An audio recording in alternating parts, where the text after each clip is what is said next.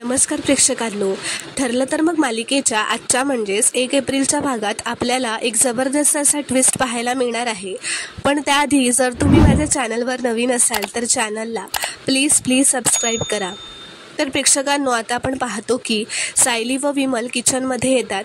सायली विमलला म्हणते, विमलताई तुम्ही बटाटे उकडायला ठेवा, मी पटकन मसाले भात करते, बटाट्याची भाजी आणि पुऱ्या करूयात. तर आता इथे दुसरीकडे चैतन्य व अर्जुन त्या कॅफेमध्ये आलेले असतात व रिसेप्शनवर त्या कॅफेच्या मॅनेजरला प्रियाचा फोटो दाखवून तुम्ही या मुलीला इथे पाहिलत का असं विचारतात. तर तो माणूस म्हणतो, या आमच्या कस्टमर आहेत का, या इथे आल्या होत्या का आधी. तर चैतन्य म्हणतो, हल्ली नाही पण 2 वर्षांपूर्वी या आल्या होत्या का इथे, असं तो विचारतो. तर तो माणूस म्हणतो, साहेब 2 वर्षांपूर्वीचं कसं लक्षात राहील, आमच्याकडे दिवसाला 150-200 कस्टमर्स येत असतात, कोणाकोणाचे चेहरे लक्षात ठेवायचे. तर आता तो मॅनेजर म्हणतो की नाही सॉरी, मी या मुलीला नाही बघितलंय. तर आता अर्जुन व चैतन्य तिथून निघूनच जाणार असतात. तेवढ्यात तिथे एक वेटर असतो, त्याने त्यांचं बोलणं ऐकलेलं असतं व प्रियाचा फोटोही बघितलेला असतो. अर्जुन व चैतन्य निघत असतानाच तो त्यांना थांबवतो व म्हणतो, साहेब मी या मुलीला ओळखतो. तो म्हणतो, या इथे नेहमी यायच्या. तर चैतन्य म्हणतो, म्हणजे या अजूनही इथे येतात का.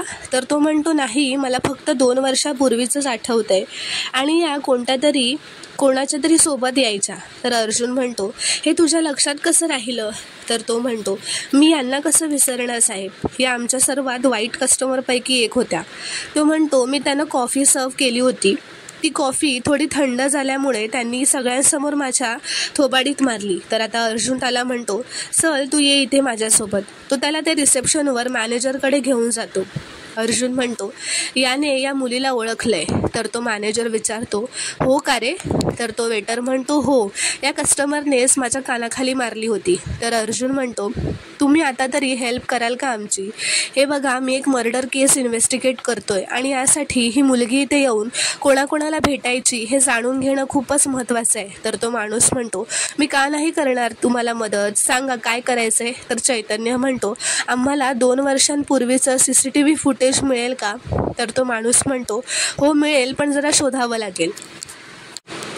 तर आता तो माणूस म्हणतो, या माझ्यासोबत. तर आता इथे किचनमध्ये सायली व विमल पटापट सगळा स्वयंपाक करत असतात. तर आता इथे तो माणूस अर्जुन व चैतन्याला CCTV फुटेज दाखवायला घेऊन जातो. अर्जुन ते CCTV फुटेज चेक करतो. त्यात दिसतं की प्रिया ही साक्षीला मर्डरच्या 15 दिवस आधी भेटलेली असते. तर आता त्या CCTV फुटेजमध्ये हेही दिसतं की प्रियाने साक्षीकडून पैसे घेतलेले असतात व पैसे दिल्यावर साक्षी तिथून निघून गेलेली असते. तर आता अर्जुनला हा व्हिडिओ मिळाल्यामुळे अर्जुन खूपच खुश झालेला असतो.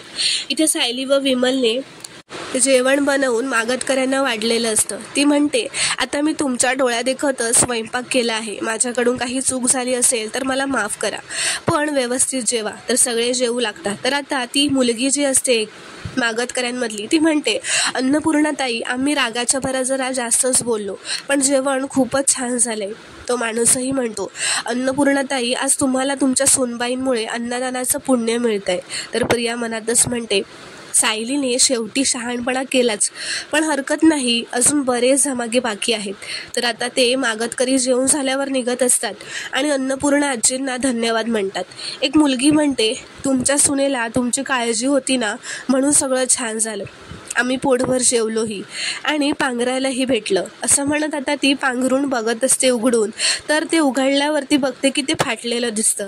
तर ती म्हणते, माझं पांघरून फाटलंय. तर बाकी सगळेही आपापलं पांघरून चेक करतात, तर त्यांचंही फाटलेलंच असतं.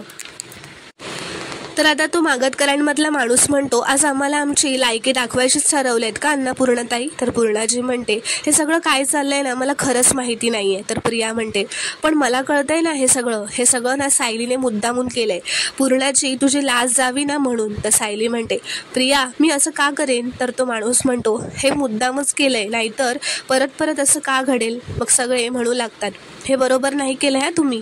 तर आता कल्पना सायलीवर चिडूनच म्हणते, सायली हे सगळं तुझ्यामुळे होतंय, हा सुभेदारांच्या अब्रूचा प्रश्न होता आणि ती अब्रू जावी ना म्हणून तू सगळं तुझ्यावर घेतलंयस. त्या सायली म्हणते, नाही आई, मी तुमच्यासमोर उत्तम प्रतीची ब्लँकेट्स मागवली होती. तर अश्विन म्हणतो, ती सुद्धा खराब निघाली आहेत. तर सायली म्हणते, नाही अश्विन भाऊजी, माझ्यावर विश्वास ठेवा. तर प्रिया म्हणते, अगं तुला झेपत नाही तर इतक्या जबाबदाऱ्या स्वतःवर कशाला घ्यायच्या? आता हे बिचारे मागतकरी थंडी वाऱ्यातच झोपणार. तर आता प्रिया नाटकच करत त्या मागतकऱ्यांची माफी मागते व म्हणते, दादा मला खरंच माफ करा, हे खरंच वाईट झालंय हो. तर सायली मनातच म्हणते, हिला गरिबांचा इतका पुळका कधीपासून यायला लागला? नाही, पाणी नक्कीच कुठेतरी मुरतंय. प्रियाने चांगली ब्लँकेट्स कुठेतरी लपवून ठेवली असतील का? आणि हे काम जर प्रियाने केलं असेल ना, तर ते तिने स्वतःच्या खोलीतच लपवून ठेवली असतील. तर सायली म्हणते, पूर्णाजी मी आलेच जरा जाऊन. तर सायली गेल्यावर प्रिया म्हणते, पूर्णाजी माझी पोटदुखी आड आली ग, नाहीतर याची जबाबदारी मीच घेतली असती. कमीत कमी सुभेदारांची अशी लाज तरी गेली नसती ना. सुभेदारांच्या नावाला किती किंमत आहे हे सायलीला काय माहीत असणार. प्रिया म्हणते, दादा ताई मी हात जोडून माफी मागते सगळ्या सुभेदारांकडून. असं घडायला नको होतं, मला माफ करा, प्लीज चिडू नका आमच्यावर. तर आता सायली प्रियाच्या खोलीत येऊन सगळीकडे शोधाशोध करत असते. ती म्हणते, कुठे असतील ब्लँकेट्स? ती विचार करते, प्रियाला जर ब्लँकेट्स लपवायचे असतील तर ती अशा कोणत्या तरी ठिकाणी लपवेल जिथे कोणी जाणार नाही आणि कोणालाही ती पटकन सापडणार नाहीत.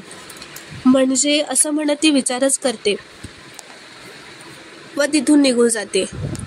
इथे प्रिया म्हणत असते, आज जे झालं ना ते खरंच खूप दुर्दैवी आहे, पण या घरातून कोणीही रिकाम्या हाती जाणार नाही. मी काहीतरी करते, मी सुभेदारांची धाकटी सून आहे.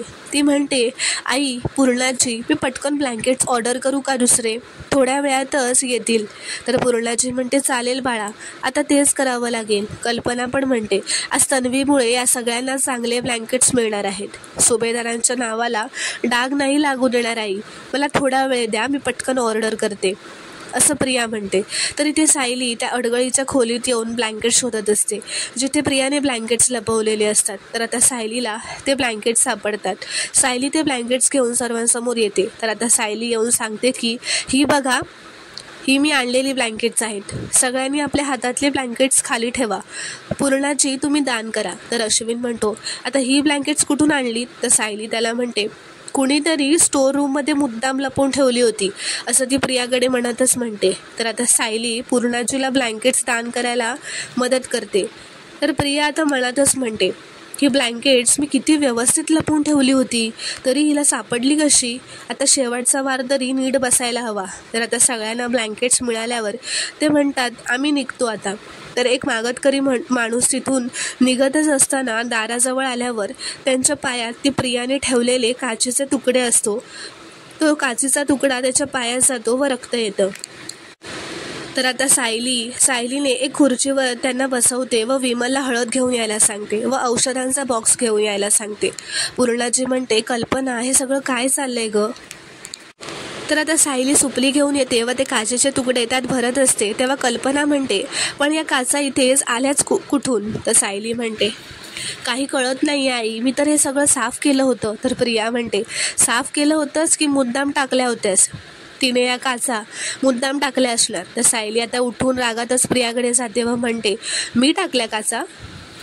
ही काच नीट बघ प्रिया, ही काच आपल्या घरातल्या ग्लासची काच आहे आणि असाच एक ग्लास तू घेऊन बसली होतीस. तुला विमलताईंनी त्यात मीठ साखर पाणी दिलं होतं.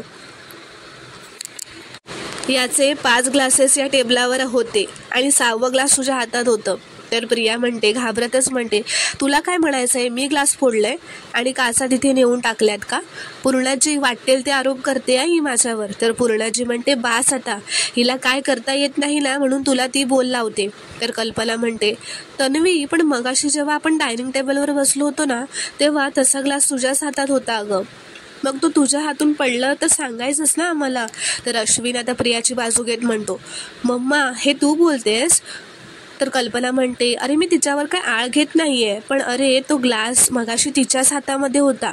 ते विचारते, तन्वी अगं फुटला का गं तो ग्लास तुझ्या हातून? तर प्रिया म्हणते, नाही आई, माझ्या हातून नाही फुटलाय ग्लास. तर सायली म्हणते, खोटं बोलण्याचा प्रयत्न करू नकोस प्रिया.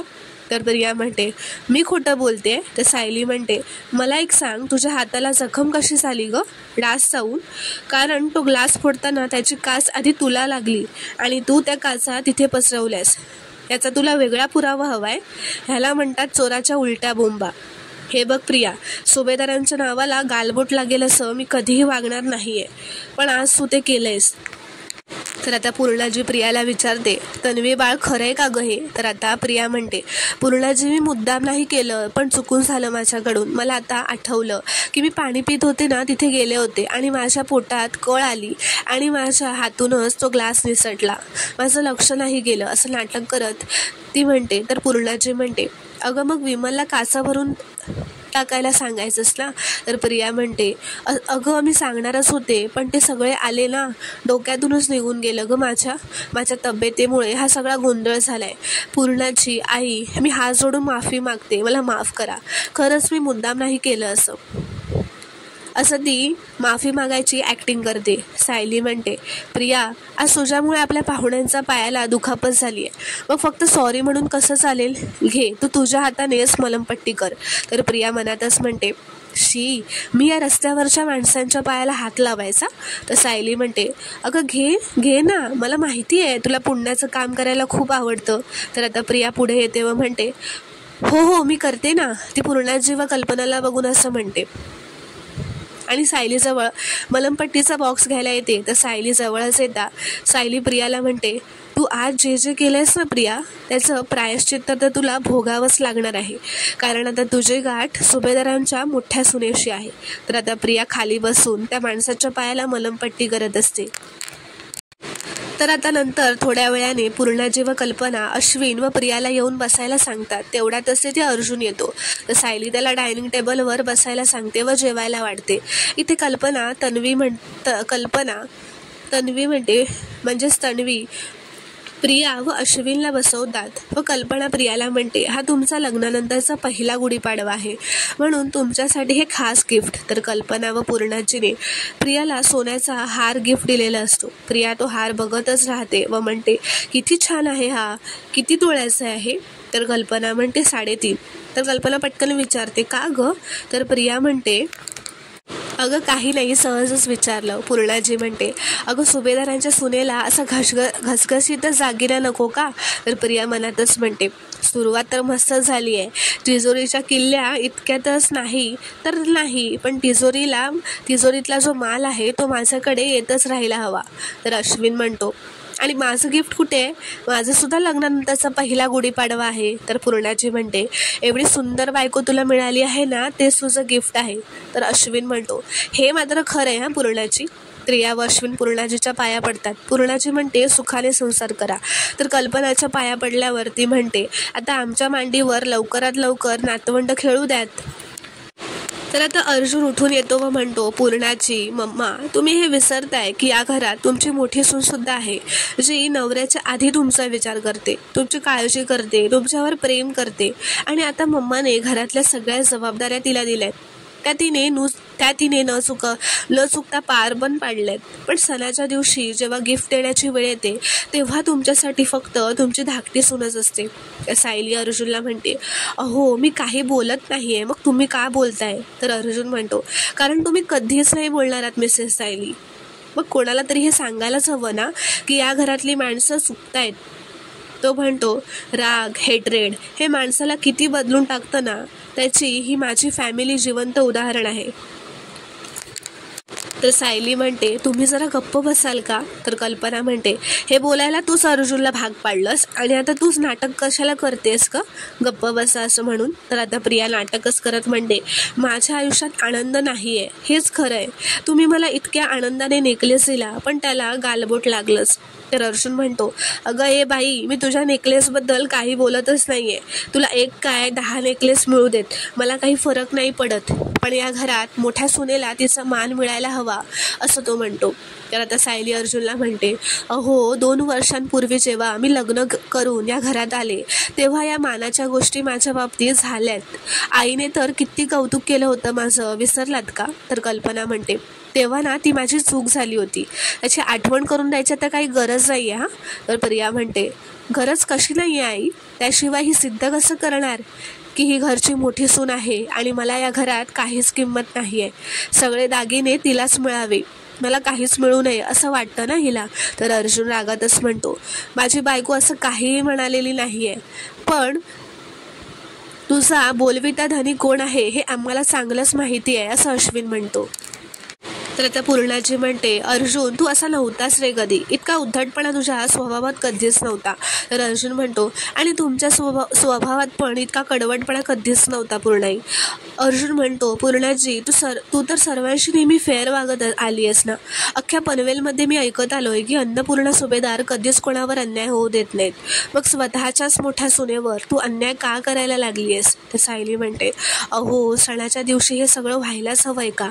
तर अर्जुन तिला म्हणतो, मग कधी बोलायचं. तर अश्विन म्हणतो, कधी बोलायचं, अरे नेहमी तूच तर बोलत असतोस घरात, आणि आज तर काय माझ्या बायकोला दागिनाच मिळालाय ना, मग तुझ्या पोटात तर दुखणारच.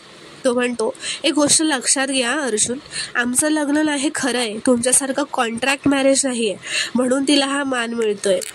आता हे ऐकून अर्जुन व सायली खूपच शॉक होतात, कारण त्यांना वाईट वाटलेलं असतं. तर आता पुढील भागात आपण पाहणार आहोत की अर्जुन म्हणतो, साक्षीच्या विरोधात एक एक पुरावे गोळा करून आपण ही केस जिंकू शकतो. तरी ते महिपत म्हणत असतो की अर्जुनला या चक्रव्यूहातून अडकवण्यासाठी मला त्याचा ताकदीचाच योद्धा लागणार आहे. तर आता इथे कोर्टात ॲडव्होकेट दामिनी देशमुख एंट्री होत असते. सगळे रिपोर्टर्स तिच्या मागे येतात व तिला म्हणतात, दामिनी मॅडम, आम्ही ऐकलं की तुम्ही ॲडव्होकेट अर्जुन सुभेदार यांना हरवणार आहात. तर दामिनी म्हणते, ॲडव्होकेट दामिनी देशमुख दुसऱ्यांना हरवायला नाही, तर स्वतः केस जिंकण्यासाठी केस लढते. तर मित्रांनो, आता ही नवीन ॲडव्होकेट दामिनी देशमुख अर्जुनला टक्कर देऊन केस जिंकणार का, की अर्जुनच तिच्यावर भारी पडून केस जिंकेल, हे पाहणं खूपच इंटरेस्टिंग ठरणार आहे. व्हिडिओ पूर्ण बघितल्याबद्दल धन्यवाद. व्हिडिओ आवडल्यास कॉमेंटमध्ये नक्की कळवा व चॅनलला प्लीज सबस्क्राईब करा.